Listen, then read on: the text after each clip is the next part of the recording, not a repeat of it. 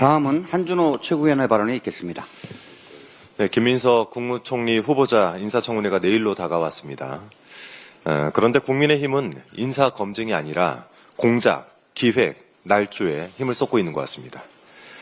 어제 국민의힘 소속 국무총리 인사청문 특위 위원들이 기자회견을 열었던데요. 역대 총리 후보자 중에서 검찰 피의자 신분은 처음이다라고 발언을 했다는데 저는 이런 유체이탈 화법은 또 처음 봅니다. 국민의힘이 김민석 후보자를 고발하지 않았습니까? 그래놓고 처음 운운하면서 김민석 후보자가 중대한 범죄를 저지른 양 기자회견을 한 것인데 짜고 치는 고섭도 이 정도로 대놓고 하면 욕먹습니다. 판이 돌아가는 꼴을 보니 기획이 아닌가 의심스럽습니다. 국민의힘 소속 서울시 의원이 김민석 후보자를 검찰에 고발하고 고발 하루 만에 검찰이 사건을 배당했습니다.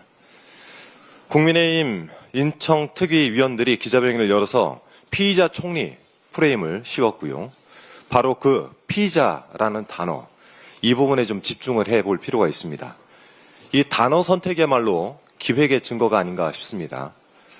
이제 막 검찰 내부적으로 사건이 배당됐고 고발인 조사조차 이루어지지 않았는데 무슨 근거로 혐의를 씌워서 벌써부터 피의자라고 부르는 것입니까? 김민석 후보자를 피의자로 만들겠다라는 모종의 확약이 국민의힘과 검찰 간에 있었던 것은 아닌지 의심이 들어올 정도입니다. 좀 들여다봐야 되겠습니다. 자, 오늘도 주진우 의원 이야기를 안 할 수가 없는데요. 인사청문회 준비를 하는 줄 알았더니 이 망상을 동원해서 장문을 하고 있었더군요. 주진우 의원이 최근 SNS에 올린 글들은 한마디로 뇌피셜입니다.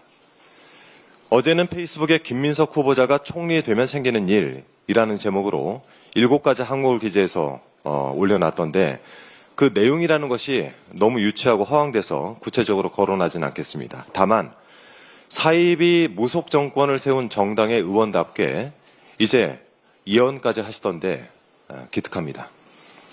일어나지도 않은 일을 예단해서 허무맹랑한 글을 퍼뜨리는 것, 이것이야말로 허위사실 유포 아니겠습니까? 주진우 의원의 기막힌 장문은 또 있습니다. 지난 21일 김민석의 동문서답 시리즈 2란 제목의 글을 페이스북에 게재했던데 주진우 의원이 묻고 김민석 후보자가 답을 하는 듯한 착각을 불러일으키는 글이기에 제가 후보자 측에 확인을 해봤더니 이런 문답은 한 적이 없다라고 답을 했습니다. 그러니까 그 문답 자체는 허구이고 허위인지도 살펴볼 문제입니다. 100번 양보를 해서 주진우 의원이 제기하는 의혹들을 좀 더 쉽게 설명하기 위해서 문답 양식을 채택했다 하더라도 읽는 사람으로 하여금 사실관계를 오해하게 만들거나 또 후보자에 대한 부정적인 이미지를 교묘하게 심으려고 했다면 이것 또한 날조이고 악의적인 허위사실 유포 아니겠습니까? 이 글은 김민석 후보자의 출판 기념회 등 경조사 관련 사항을 다루고 있는데요. 그중 한 문장이 유별나게 모호해서 논란을 낳고 있습니다. 화면 준비됐죠? 네, 그 문장을 한번 보시겠습니다. 결혼식 12월 12일, 빙부상 11월 2일, 출판 기념회 11월 29일인데 수억 대 현금을 한두 달 사이에 다 썼다라고 하는 질문을 쓴 것인데 이 부분을 두고 이해식 의원이 5년에 걸쳐 있었던 경조사를 불과 2개월 내에 있었던 것처럼 조작질을 했다라고 지적을 했더니 주진우 의원이 되받아서 재산 등록 기준일인 12월 31일 이전에 현금을 다 썼다라는 점을 지적한 것이다.